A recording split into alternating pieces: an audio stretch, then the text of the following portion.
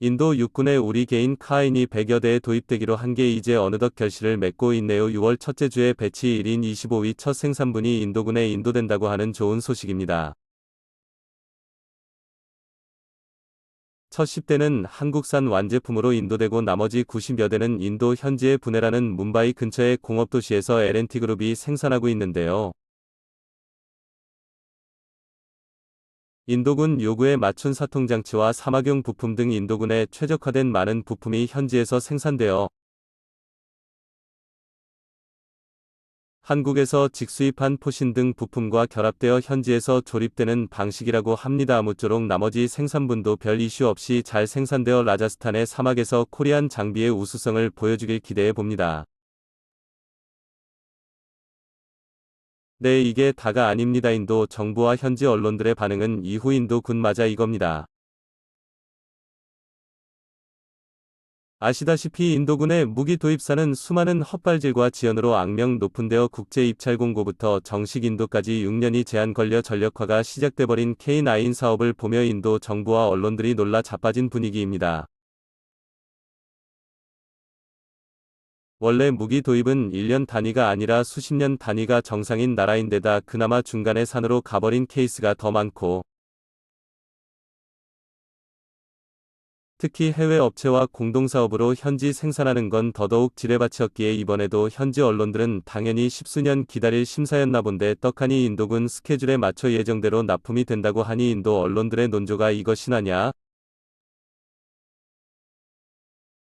딱 이 분위기네요. 기업끼린도 정부와 군은 당연히 너무너무 흡족해서 춤이라도 출 지경인가 봅니다. 천 메이드 인 인디아 군장비 도입 사업의 성공작으로 치켜세우면서 앞으로도 한국과 더 많은 무기 도입 협력이 이뤄질 것이라고 전망하고 있습니다. 앞으로 개인 나추가 도입은 물론 많은 부분에서 협력하자고 입질이 올 것으로 예상되네요. 지금 중국의 팽창으로 인도가 굉장히 급하거든요. 어느덧 중국을 막 추월한 경제성장률로 자신감과 주머니도 두둑한 상황이고요. 이 한국산 K9 자주포 인도 수출 가시와 핀란드도 도입 협상 중인도 국방부 백분 구입 가격 협상 맞춰 러시아 매체 핀란드 국방비 압박으로 중고품 검토 덴마크도 구매 검토 윤동영 기자 나와진 특파원 한국이 개발한 명품 무기 155mm 자주 곡사포 케이크가 터키 폴란드에 이어 조만간 인도에도 수출될 전망이다. 또 핀란드가 한국과 케이크 구매 협상을 벌이는 데 이어 덴마크 역시 구매를 검토하고 있어 수출은 한층 늘어날 것으로 보인다. 6일 영국 군사전문 매체 IHS 제인스 디펜스 위클리와 외교 소식통에 따르면 인도 국방부는 키구바지락 자주포 100문을 약 7억 5천만 달러에 구매하기로 하고 하나테크인 합작 파트너인 인도 방산업체 아르센 앤드 토브로와 가격 협상을 마쳤다.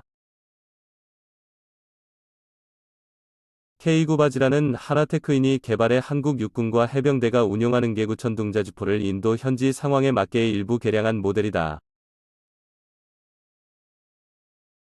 개구바지락 구매 안건은 조만간 나렌드라 모디 인도 총리가 주재하는 내각안보위원회에 상정될 전망이다. 이르면 8월에 구매가 확정될 수 있다는 전망도 일각에서 나온다.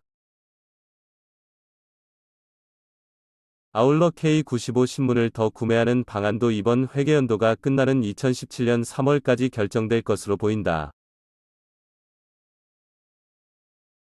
하나테크인과 L&T는 K9 바지라 초기 인도부는 한국에서 생산하고 나머지는 합작법인을 설립해 인도 서부 분해 공장에서 조립 생산하기로 한 것으로 알려졌다. 또 모디 정부의 자국 제조업 성장 촉진책 메이크 인 인디아에 맞춰 전체 부품의 50%는 인도 현지 생산품을 사용하는 방안이 추진되는 것으로 전해졌다.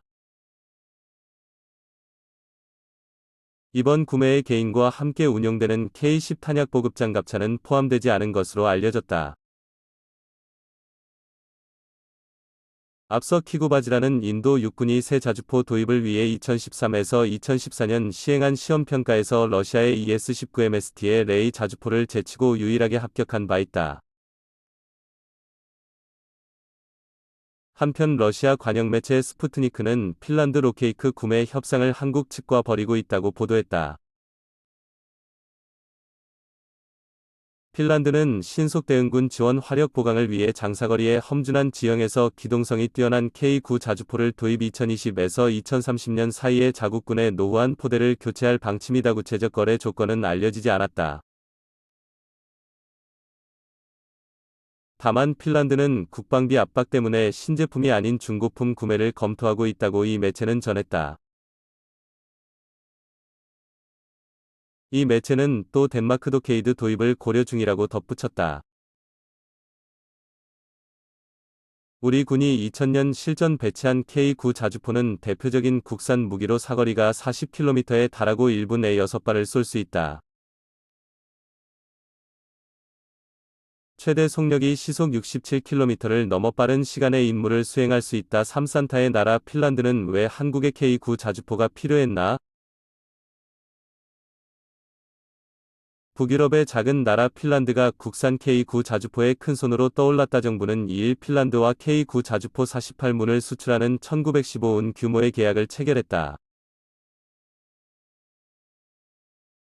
핀란드는 우리에게 산타클로스와 자일리톨의 원료인 자작나무로 친숙한 동화 속 나라와 같은 곳이다. 반면 K9 자주포는 2010년 11월 연평도 포격 도발 당시 우리 해병대가 목숨을 내던지며 북한군 진지를 향해 대응 사격을 퍼붓던 무기다. 마냥 평화로울 것만 같은 핀란드는 왜 거친 대공화기의 대명사인 K9 자주포가 필요한 것일까? 국제정치학 용어 가운데 핀란드화라는 말이 있다. 강대국에 둘러싸인 약소국이 강대국에게 자국의 이익을 내어주는 방식으로 생존한다는 의미다. 핀란드 국민들로서는 굴욕적 표현이 아닐 수 없다. 핀란드라는 용어를 만들어낸 1등 공신은 러시아다. 19세기 초까지 핀란드를 지배했던 스웨덴은 제정 러시아와의 전쟁에서 패하자 핀란드 영토를 내줬다. 이후 제정 러시아의 간섭을 받아왔던 핀란드는 1917년 2월 혁명을 통해 독립국가로서의 역사를 열어냈다. 하지만 기쁨도 잠시.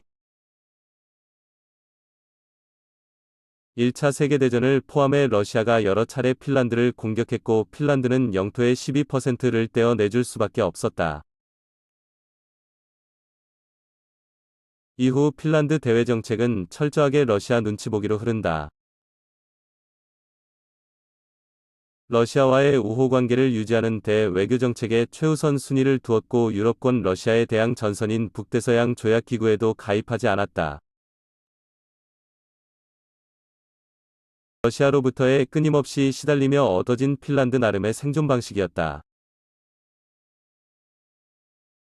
정부 관계자는 4일 핀란드는 러시아를 상대로 일종의 트라우마에 시달려왔다며 K9 자주포는 자국 방어를 위해 불가피한 선택이라고 말했다. 그렇게 오랜 기간 굴욕을 견뎌낸 핀란드가 최근 들어 달라지고 있다. 러시아와 군사적으로 여전히 대립하고 있는 미국과 지난해 10월 방위협정을 체결한 것이다. 2014년 우크라이나 내전 개입과 크림반도 강제 병합을 통해 러시아가 과거의 팽창 야욕을 드러내자 다시는 생존을 담보로 러시아에 끌려가지 않기 위해 택한 고육책이었다. 핀란드가 한국산 무기 K9 자주포를 수입한 것 또한 핀란드와 미국 간 군사협력의 일환으로 풀이된다.